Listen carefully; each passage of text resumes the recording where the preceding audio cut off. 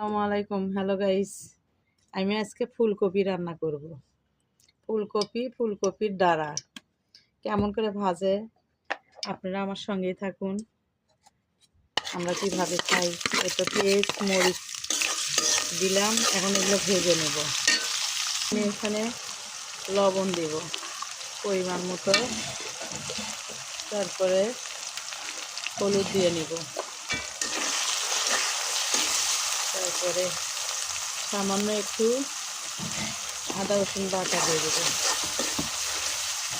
তারপরে হয়ে গেছে, এখন আমি ঢালে দেব এখানে। এই দেখেন ফুলকপির ডাঁড়া,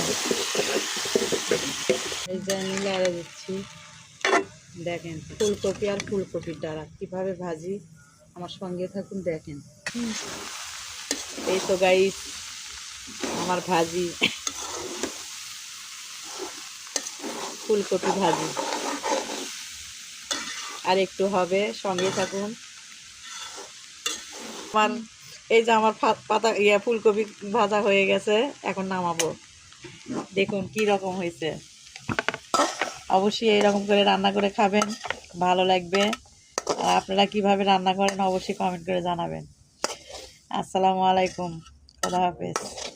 দেখেন বাটিতে রাখার পর কালারটা